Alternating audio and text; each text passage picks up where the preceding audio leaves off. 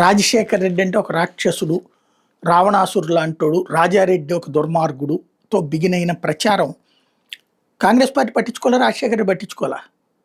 మన నియోజకవర్గంలో గెలుస్తున్నాంలే అనుకున్నారు. కానీ రాజశేఖర రెడ్డి ముఖ్యమంత్రి పదవి అందుకోకపోవడానికి 25 ఏళ్ళు పట్టడానికి కారణం తెలుగుదేశం పార్టీ నాడు చేసినటువంటి ఒక ప్రచారం.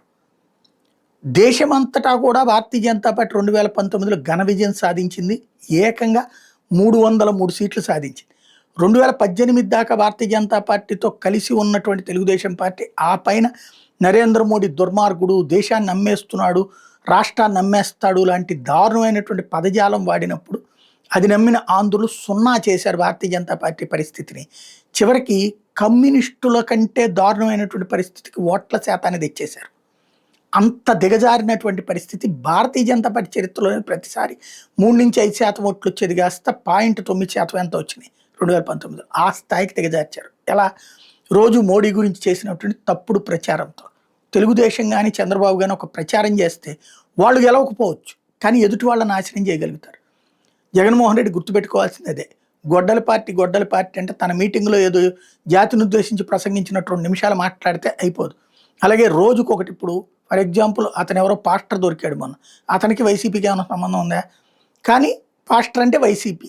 అతను చేసిన తప్పుడు ప్రచారం, తప్పుడు పని కూడా వైసీపీ ఖాతాలోనే వేసే ప్రయత్నం చేస్తున్నారు. అట్లాగే ఇప్పుడు జరిగినటువంటి ఇష్యూ ఏదైతే ఉందో, మన ఈ విగ్రహం తొలగింపు, అతను తెలుగుదేశంలో చేరాడని వైసీపీకి సంబంధించిన అనేక మంది నాయకులు చెప్తున్నారు.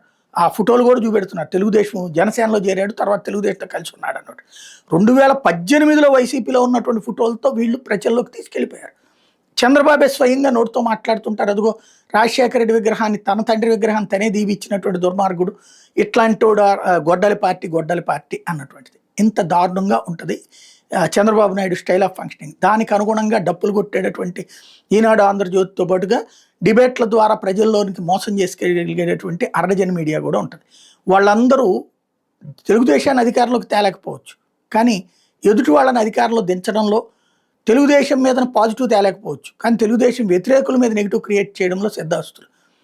ఎత్తుకి ఎత్తు, కర్రకి కర్ర, కత్తికి కత్తి లాంటి సిద్ధాంతం రాజకీయాల్లో అవసరం. చంద్రబాబు నాయుడు మాట్లాడే ప్రతి మాట కింద ఉన్నటువంటి నాయకుడు సమాధానం చెప్తే ఎట్లాగా? జగన్మోహన్ రెడ్డి మాట్లాడాలి. రోజుకు ఒక ట్వీటో, అప్పుడప్పుడు ఒక మాట మాట్లాడితే అయిపోతుంది అనుకుంటే ముఖ్యమంత్రిగా ఉన్నప్పుడు అదే చేశారు. ఏమైంది? 11 సీట్లకు పరిమితం అయ్యారు. గుర్తుంచుకోవాల్సింది, తేల్చుకోవాల్సింది ఇక వైఎస్ఆర్ కాంగ్రెస్ పార్టీ.